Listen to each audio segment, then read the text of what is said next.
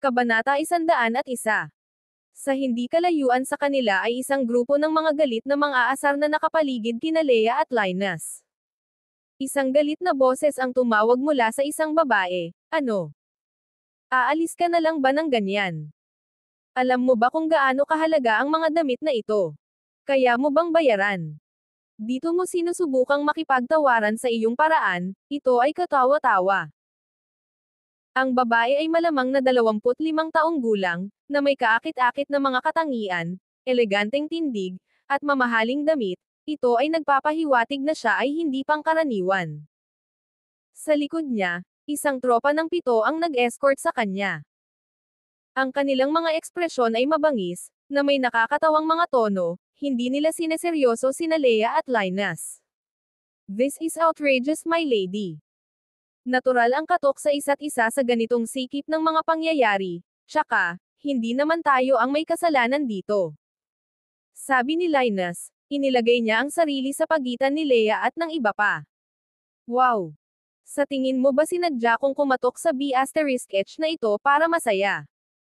Galit na galit ang ekspresyon ng babae. "You B*H, don't think I don't know who you are. You're the little handmaiden of the Khan, diba? Bagamat makapangyarihan ang Khan, hindi ibig sabihin na maaari kang kumilos kung gusto mo." Nagpatuloy siya, "Bagamat ang iba ay natatakot sa iyo, kami ni Zanes ay hindi ka man lang pinanghahawakan sa kahit ano."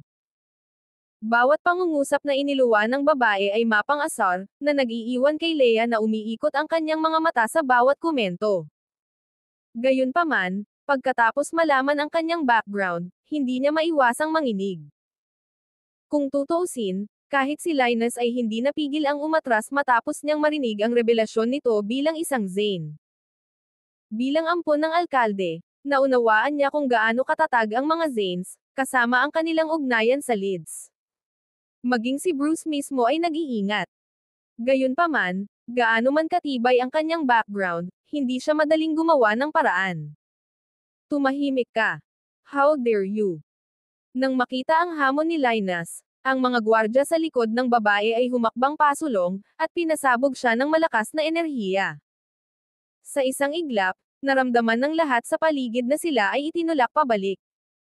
Anong kapangyarihan? Ang mga gwardya na ito ay hindi bababa sa mga lakas ng level 8. Naghiyawan ang karamihan.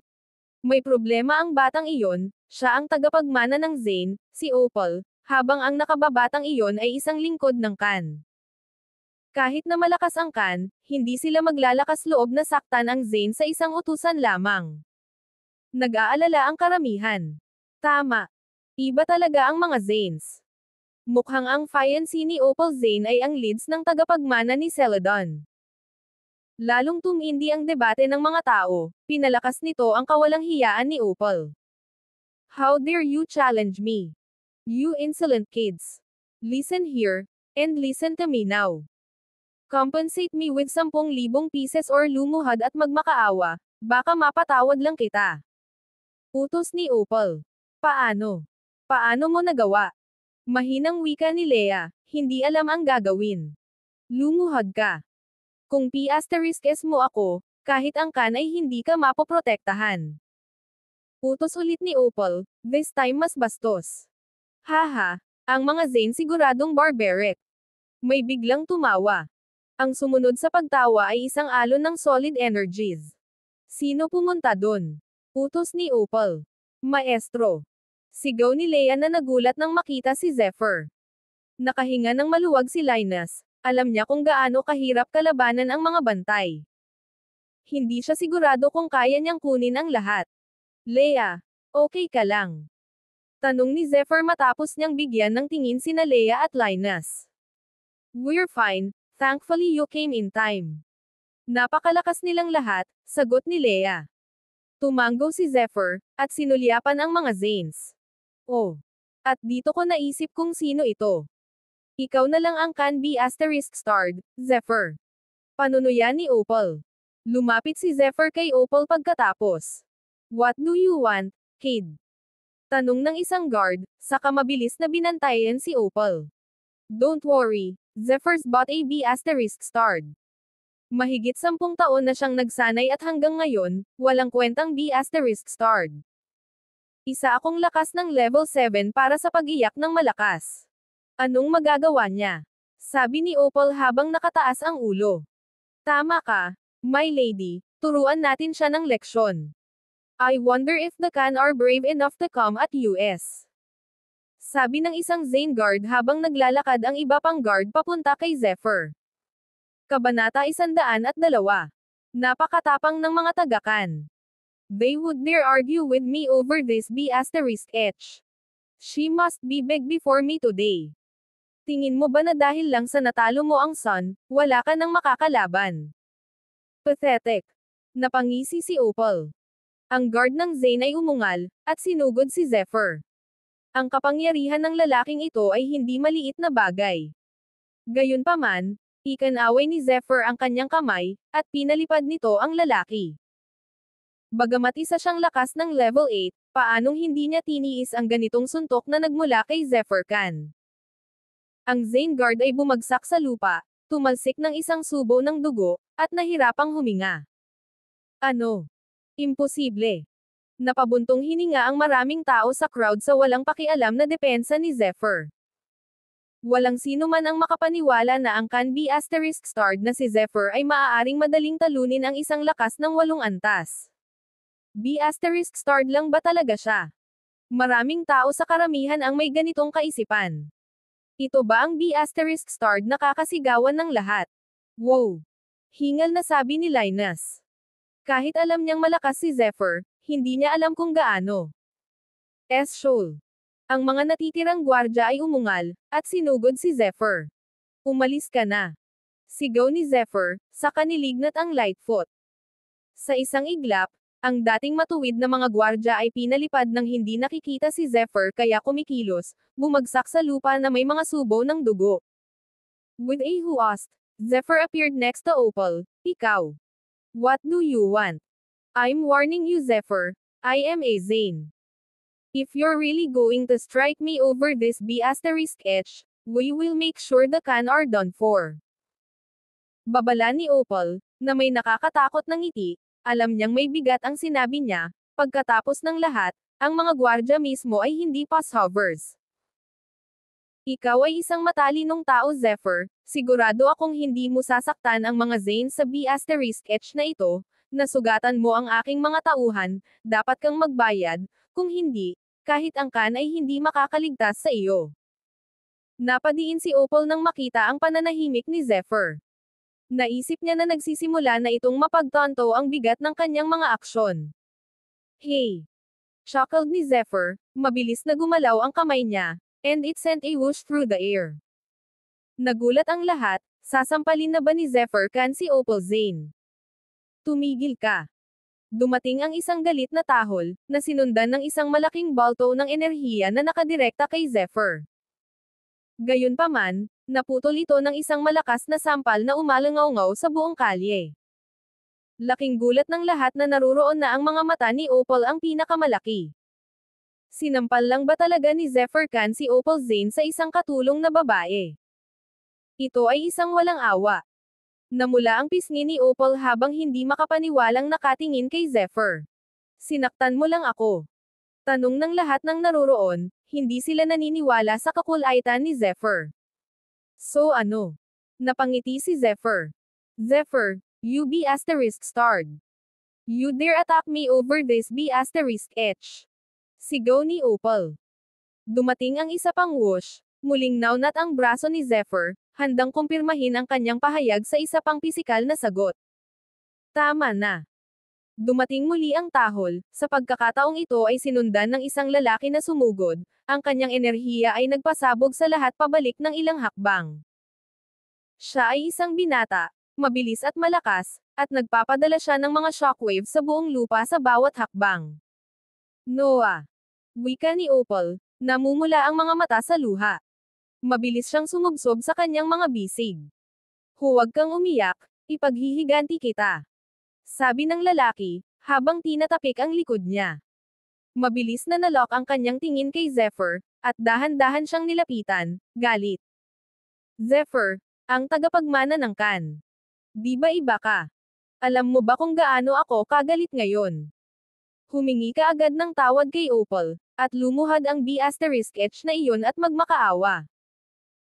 Utos ng lalaki, ang kanyang tono ay mabagsik, ito ay nagpapahiwatig ng kakilakilabot na kahihinatnan kung si Zephyr ay hindi obligado. Napakunot-noo si Zephyr, nakatingin sa lalaking nasa harapan niya. He flashed a small smile, and calmly shook his head. Anong karapatan mo para humingi ako ng tawad? Kabanata 103. Agad na nagbago ang ekspresyon ng lalaki sa sagot ni Zephyr, naging malamig na tingin ito. Ako si Noah Lid, ang pangalawang tagapagmana ng Leads ng Celadon. Kayong mga tagakan ay maaaring ang pinakamalaki sa Starlight, ngunit sa amin, kayo ay makatarungan ngunit ang dumi sa ilalim ng aming mga paa. Sabi ni Noah. Maaari kong patawarin ang iyong mga barbarismo, ngunit kailangan mong humingi ng tawad kay Opal, at utusan ang B*H na iyon na magmakaawa. Nagbago ang tingin ng lahat sa napagtanto ang background ni Noah at tumingin sa kanya ng may takot na paggalang. Ang Leads ng Celadon ay isang powerhouse, mas malaki kaysa sa alinmang clan sa Starlight. Talaga. Napasok talaga si Zephyr sa malalim na she*T this time. Anong gagawin ni Zephyr? Anong magagawa niya? Humingi ng tawad. Sinong maglalakas loob na saktan sila sa isang tigdas na aliping babae? Sumasang-ayon, ngunit iba si Zephyr. Malapit nang maging mas makapangyarihan ang Khan. Nagdebate ang mga tao sa paligid nila. Isang pagmamalaki at kasiyahan ang bumalot sa mukha ni Noah nang marinig ang kanilang Saturday. Ano sa tingin mo? Gagawin mo ba talagang kalaban ang Leads? Tanong ni Noah kay Zephyr. Baka sa mukha ni Leia at Linus ang pag-aalala. Ito ay umikot sa labas ng kanilang kontrol. Nagha-hyperventilate si Leia sa lahat. Bagamat siya ay walang muwang, alam niyang hindi siya iiwan ni Zephyr. Gayunpaman, alam niya na ang mga Lead ay hindi dapat gawing kaaway ng Khan, lalo na ngayon. Master, pasensya na. Sabi ni Leia na mumula ang mga mata. Ayaw niyang magulo si Zephyr dahil sa kanya. Panay ang ngiti ni Zephyr kay Noah, matindi ang titig nito.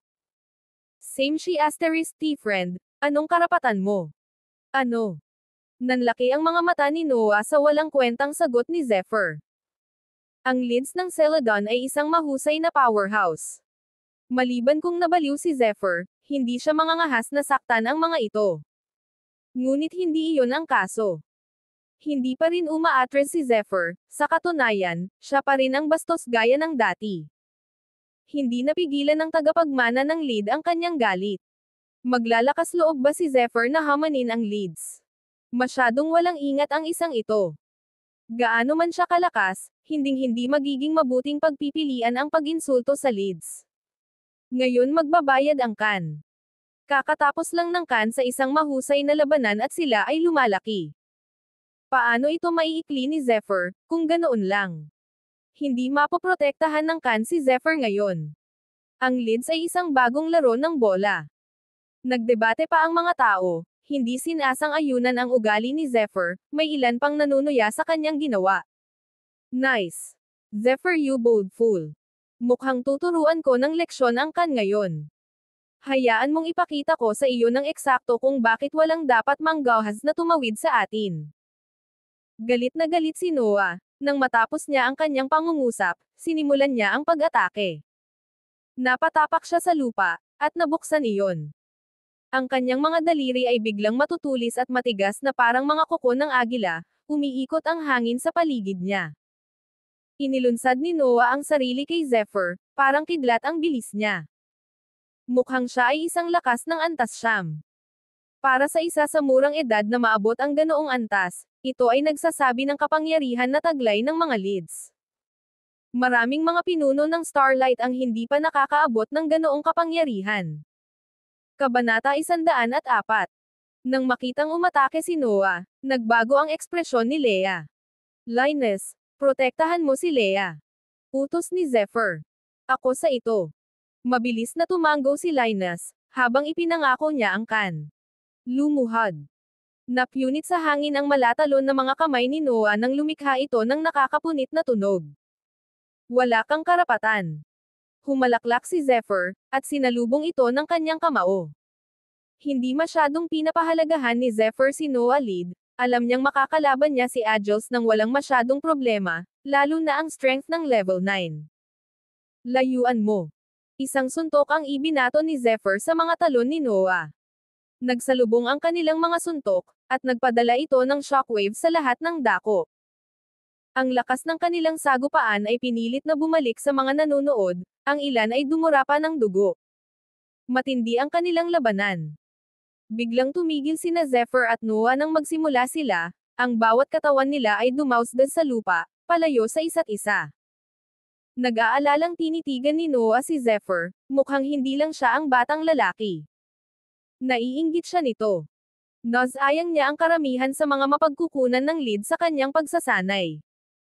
Sa pamamagitan lamang ng patuloy na pagsisikap ay naabot niya ang kanyang antas.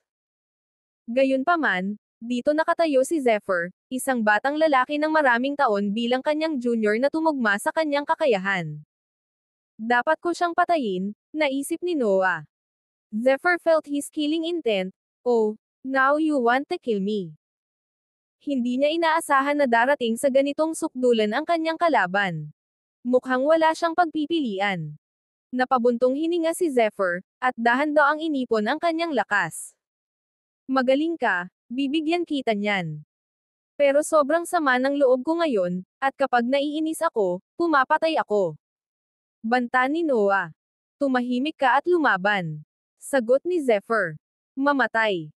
Umungon si Noah, sobra-sobra ang sagot ni Zephyr sa kanya sa puntong ito. Biglang, parang napunit ang lamat sa likod ni Noah, sumabog ang mga alon sa likuran niya, at nabasag ang lahat sa paligid. Kamay ng pagkawasak. Naka-flip ang mga kamay ni Noah, nakaharap ang mga palad. Isang malakas na ingay ang umalangaw-ngaw sa paligid, bago ito mabilis na nawala sa isang malakas na tulak ng enerhiya. Ang lahat ng mga nanonood ay pinalipad, ang ilan ay namatay kaagad. B*****. Saway ni Zephyr, pagkakita sa mga inosenteng minamasaker ng ganoon. Ang taong ito ay may sakit para sa pagkuha ng mga buhay ng basta-basta. Mamatay. Umungon si Noah, muli niyang inipon ang kanyang lakas sa isang malaking palad. Ito ay mukhang totoo. Parang buhay, kitang-kita ang mga uka sa palad nito, na nag-uudyok ng lakas. Ramdam ni Zephyr ang matinding kapangyarihan nito mula sa 1 milya ang layo. Zephyr, para kang mamatay sa pamamagitan ng aking destruction handhas ay isang karangalan. Minsan ko nang ginamit ang diskarteng ito para labanan ang isang Agil.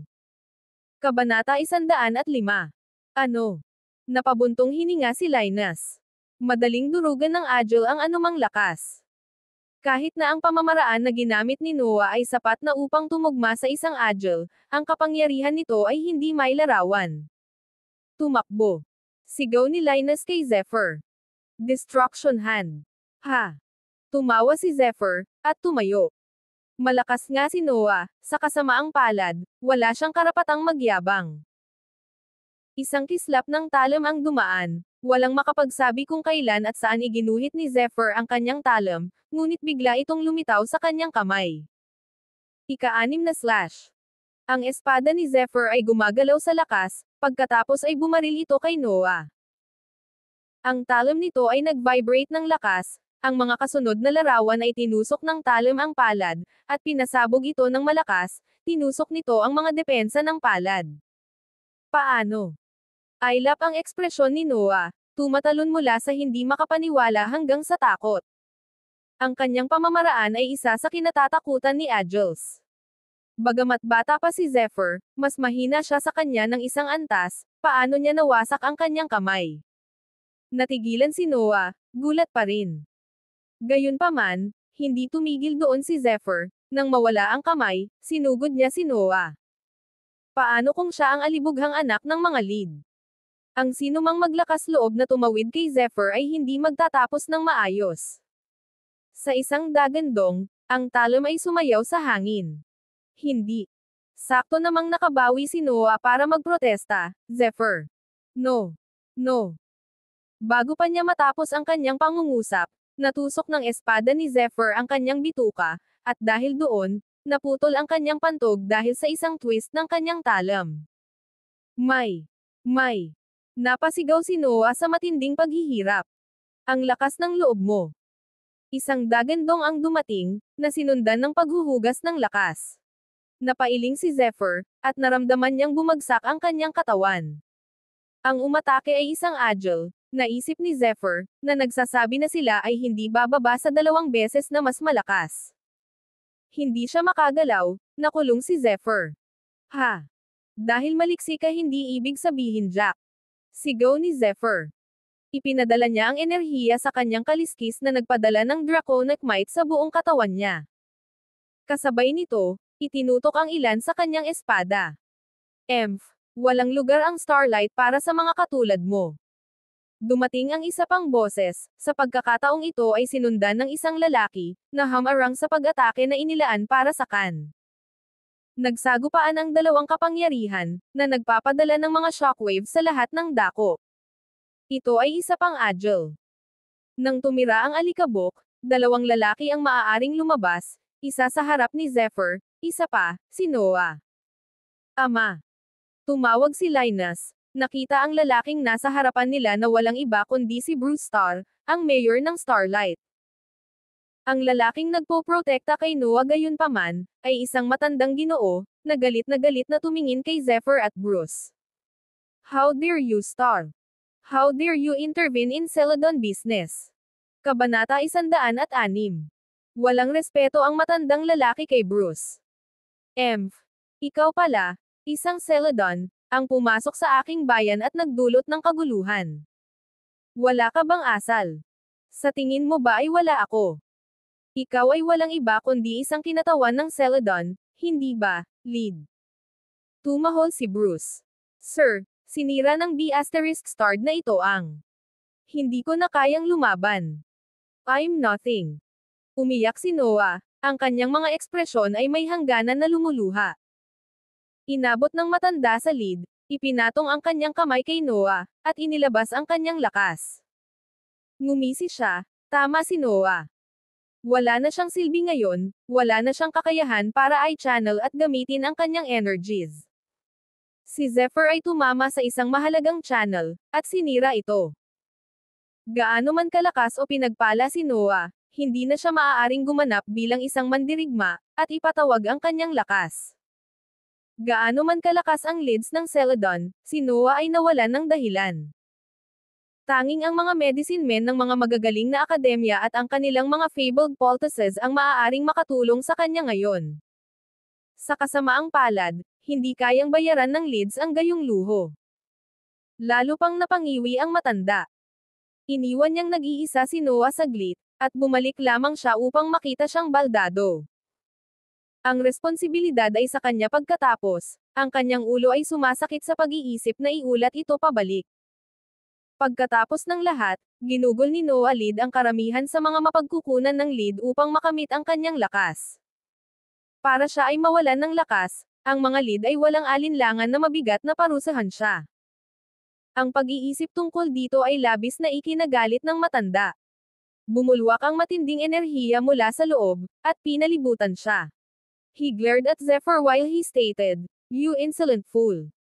We will never forget this. You and your people will die." Nanindigan si Bruce, na may layuning protektahan si Zephyr. Mahinahon siyang nagsalita, "Lead Elder, forget it.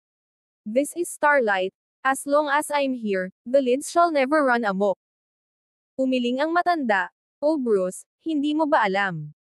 Ang ating makapangyarihang batang Panginoon ay tinanggap na bilang estudyante ng mayor ng Celadon. Alam mo ba ang ibig sabihin nito?" Tumaas ang boses niya, "Kahit na sinubukan mong protektahan ang C**F na ito, maghihiganti ang mga lead. Kahit ikaw, hindi tayo mapipigilan ng dakilang Bruce Starr.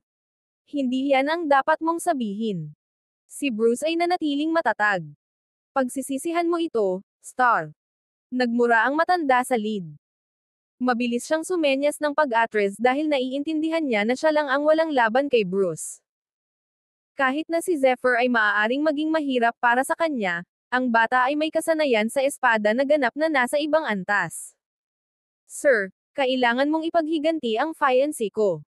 Hahayaan mo na lang ba sila? Hindi nila iginalang ang tagapagmana mo. How can you do this? Sigaw ni Opal, tumulo ang luha sa kanyang mukha. Hindi ba't kasalanan mo ang lahat ng ito? Pinandilatan ng matanda si Opal. No it. The little B asterisk H crossed me, and then the C asterisk and hit me. And hindi na malaya ni Opal ang paghamak sa boses ng matanda, at nagpatuloy siya sa pagiyak at pagungol. Stay out of my way. Kung hindi lang dahil sa relasyon natin ng mga Zanes, kanina ko pa naputol ang leeg mo. Sigaw ng matanda habang may galit sa kanyang mga mata. Hinampis niya si Opal sa mukha, at pinalipad siya nito ng 30 talampakan ang layo. Kabanata 107. Galit na galit ang lalaki. Ang lahat ng ito ay dahil sa ugali ng babaeng iyon na nagpapilayan kay Noah. Kung hindi dahil sa arrangement, napatay na niya si Opal. Maswerte ka at nasa likod mo si Star. Pero huwag mong kakalimutan, hindi titigil ang mga lead hanggat hindi nawawala ang lahat ng bakas ng kan. Kapag nakipagdigma sina Celadon at Starlight, pagsisisihan mo na nangyari ang araw na ito. Ang matanda exclaimed sa pamamagitan ng gritted ngipin. Hinding-hindi ako magsisisi. Matari na sagot ni Zephyr. Nang umalis ang mga lead, ang ekspresyon ni Bruce ay napalitan ng isang solemn na, "Anong ginawa mo, anak ko?" Sagot ni Zephyr na may ngiti sa labi, "Anong hindi ko pa nagawa?" Wala siyang pakialam sa leads, pagkatapos ng lahat, mayroon siyang lahat ng karapatan na hindi maging. Siya ay kasalukuyang isang 4-starred medicine man, na may sapat na oras at mapagkukunan, ang kanyang mga table tasks ay kayang dalhin siya sa anumang bagay. Hindi man niya makayanan ang leads, kailangan lang niyang ipakita ang kanyang kakayahan sa paggawa ng gamot, at halos lahat ay dadagsa sa kanyang depensa. Wala siyang dapat ikatakot sa Celadon. Ama. Tumawag si Linus, dinala si Leia sa tabi ni Bruce Star. Ang labanan sa pagitan ni Zephyr at Noah ay nabasag ang anumang kaakuhan ng batang lalaki noon. Ito ba ang babaeng gusto mo? Tanong ni Bruce habang binibigyan niya ng isang beses si Leia, at tumanggo bilang pagsang-ayon. Alam niya kung sino siya. Alam niyang siya ang mabait na babae na nag-aalaga kay Zephyr sa buong exile niya. Bagay siya kay Linus. Yes, father. This is Leia. I like her very much, seryosong sagot ni Linus. Sa katunayan, siya ay isang mabuting babae. Tumanggo si Bruce sa nag-aalalang si Leia. Pagkatapos ay bumaling siya kay Zephyr at seryosong nagsalita, "Darating ang mga tanod ng bayan at linisin ito kaagad. Zephyr, sumunod ka sa akin, marami tayong pag-uusapan." Tumanggo si Zephyr, at sa ilang salita kay Louis, umalis siya sa palengke kasama si Bruce. Nang makarating sila sa opisina, unang nagsalita si Bruce, "May gusto ka bang itanong sa akin?"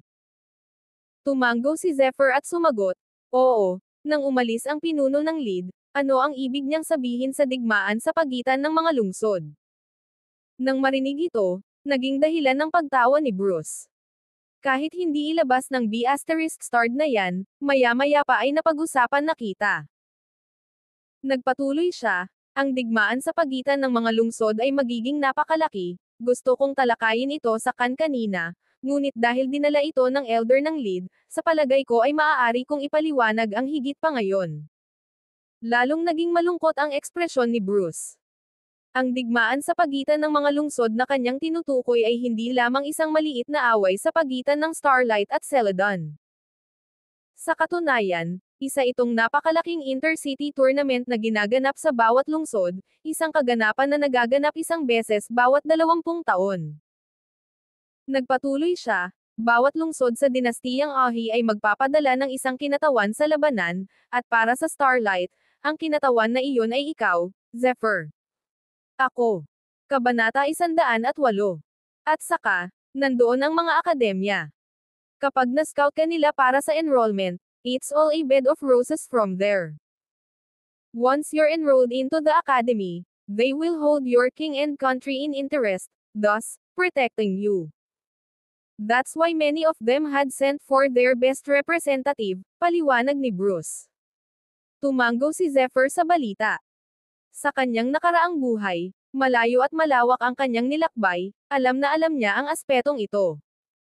Tanging mga prodigy lamang ang tatanggapin sa mga akademya. Sa pamamagitan nito, ang mga angkan at mga county ay maaaring umunlad ng walang takot. Ano ang akademya sa likod ng dinastiyang Ahi, Zephyr? Tanong ni Bruce. Nanatiling kalmado si Zephyr, marami siyang alam para subaybayan. The Boundless Academy. Sagot niya. Bruce flashed a quizzical look, teasing a smile, hindi ba naka-enroll ang fiancé mo sa academy? Zephyr chuckled, we divorced a few months back. Bagamat hindi niya ito masyadong inisip, ang katotohanan ay nananatili na siya ay itinapon. Hindi pa rin ito masyadong umupo sa kanya. Nako, nabalitaan ko na si Lady Aurora, ang tagapagmana ng angkan ng Greenwood. Her potential is quite prodigal, to say the least, umiling-iling si Bruce habang nagsasalita. Talaga. Tumango si Zephyr bilang pagsang-ayon, at nagnanais na lumipat. Wala siyang intensyon na ipagpatuloy ang anumang anyo ng relasyon sa kanya kapag nagkahiwalay na sila. Si Lady Aurora ay hindi lamang nag-enroll sa The Academy, ngunit siya ay lubos na minamahal ng mga guro. Isang bituin na mag-aaral. Narinig ko ang kanyang papel sa The Academy ay hindi dapat kutsain, dagdag ni Bruce. Sa katunayan, narinig ko na siya ay naging isang apprentice. Nagpanteng ang tenga ni Zephyr, an apprentice. Sa 5 magagaling na akademya, mahirap magpatala. Sa buong Ahi, maaaring wala ring kabuuang 10 estudyante ang naka-enroll. Ang maging isang baguhan ay nangangahulugan ng isang malaking karangalan, higit pa kaysa sa isang regular na estudyante. Kahit na ang Boundless Academy ay hindi magkakaroon ng marami. Para sa isa na makamit ang apprenticeship, ito ay mangangahulugan ng magandang kinabukasan sa isang lugar sa faculty ng academy. Sa nakaraang buhay ni Zephyr, hindi niya gaanong inisip si Aurora Greenwood, pero ngayon, tila may interes na tumaas. Ang kanyang potensyal ay hindi may kakaila na espesyal, kung hindi ay hindi siya magiging apprentice. The Intercity Tournament starts in a month. I suggest you prepare in advance, pagdating ng panahon, hahanapin kita, sabi ni Bruce. Nagkwentuhan pa silang dalawa, bago umalis ang bawat isa sa kanila. Naiintindihan ko.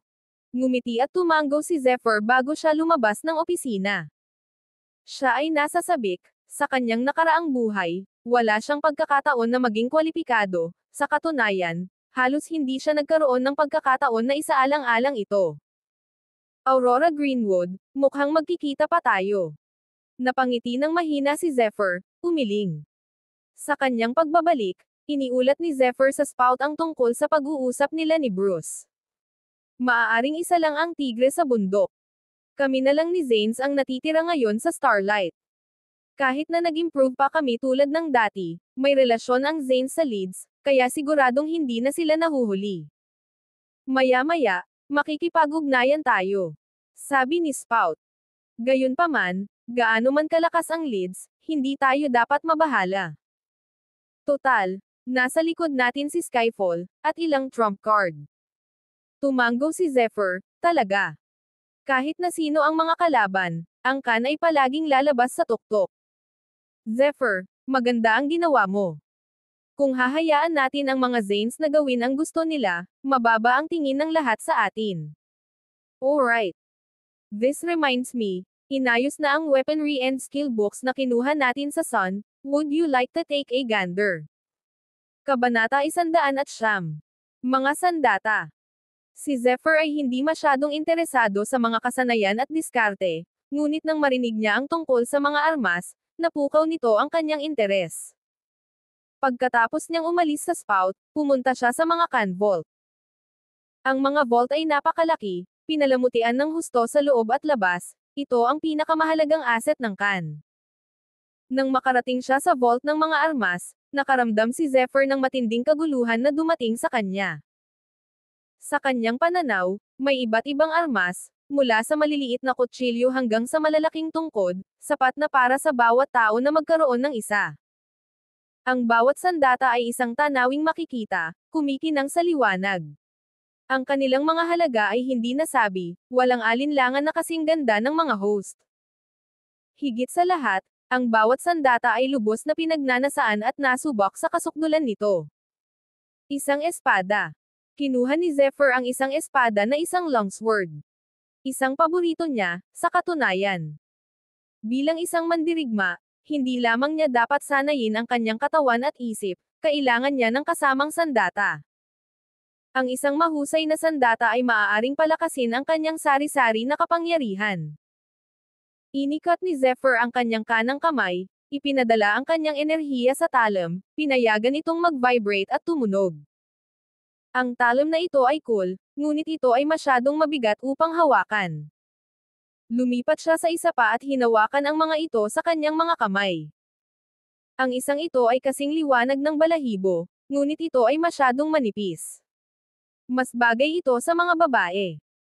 Muli siyang dumaan sa proseso, at kumuha ng isa pang sandata, at isa pa, at isa pa. Pinag-isipan ni Zephyr ang bawat isa, ngunit wala siyang mahanap na espada na angkop sa kanya. Kahit na ang bawat talam ay may mataas na halaga at hubog, kung hindi ito angkop sa kanya, hindi ito makakatulong ng malaki. Kailangan ko ang pinakamahusay, upang talunin ang pinakamahusay sa Intercity Tournament. Napabuntong hininga si Zephyr. Kahit na ang bawat talam ay may mahusay na pagkakayari, walang nababagay sa kanya. Napakahalaga na hindi siya nagkamali, dahil kahit na ang isang desisyon na tulad nito ay maaaring magdulot sa kanya ng Intercity Tournament. Wala ba talaga dito? Napabuntong hininga si Zephyr, matapos maghanap ng iba pa. Mukhang ang paghahanap ng espada na nababagay sa akin ay parang paghahanap ng karayom sa isang dayami. Napabuntong hininga si Zephyr habang ginalugad pa ang mga armas sa mga vault. Sa isa pang vault na sinadya para sa kayamanan at pagnakawan na karamihan mula sa Sun ay nagsalita si Zephyr sa kanyang sarili, ang araw ay walang alinlangan na mayaman. Hindi nakakagulat na sila ang pinakamalaki at pinakamasama, sa Starlight. Ang araw ay may mga kayamanan na nakasalansan sa isa't isa, at ito ay naipon sa isang maliit na bundok. Gayunpaman, wala sa mga labi at samsam ang gusto ni Zephyr. Oh! Biglang huminto ang tingin ni Zephyr sa isang bagay. Ito ay isang sheet ng silvery white metal, mga 5 talampakan ang haba. Ang ibabaw nito ay magaspang at ginawa itong pangkaraniwan. Gayunpaman, walang pag-aalinlangan na inabot ni Zephyr. Malamig. Napaisip si Zephyr habang hinahawakan ito. Ang metal ay mabigat, talagang mabigat. Parang ilang 100 pounds ang bigat. Inilabas niya ang isang daliri, at dumausda sa ibabaw na nagdulot ng kumikinang na tunog. Nag-channel siya ng kaunting enerhiya sa dulo ng kanyang daliri, inilabas ang mga nasa loob. Unti-unti, ang pilak puting mga alon ng enerhiya ay nagmula sa metal, at ito ay kumikinang sa kanyang mga kamay. Pinilit ni Zephyr ang higit pa sa kanyang enerhiya sa metal, at iyon ay naging marahas na nanginginig. Biglang umusbong ang malalakas na kaluskos, na sinundan ng malalalim na sugat sa metal. Sa wakas, isang gintong tungkod ang sinala mula sa metal case, ang mga refraction nito ay katulad ng jade. Meteor metal. Ito ang maalamat na meteor metal. Bulalas ni Zephyr. Kaya niyang gumawa ng maalamat na sandata mula rito. Kabanata 110. Ang meteor metal ay isang mataas na hinahanap pagkatapos ng metal. Ang item na ito ay tulad ng ipinahihiwatig ng pangalan nito, isang metal na nagmula sa mga bituin. Isang metal na nakukuha sa epekto, sa pagpasok. Isang metal na maaari lamang matuno ng pinakamainit na apoy ng starfire. Ang metal na ito ay napakabihirang. Ang presyo lamang nito ay sapat na upang makabili ng isang lungsod. Kahit na ang pinakamayamang angkan ay hindi kayang bumili ng isang piraso. Ang metal na ito ay hindi pa na-reforged, ngunit ito ay makatiis sa aking pag-agos ng enerhiya. Kung gagawa ako ng espada mula rito, tiyak na mapapalakas nito ang aking kapangyarihan. Naisip ni Zephyr, kung makakahanap ako ng magaling na panday, walang alinlangang magiging maalamat ang pamemeki ng talim na ito.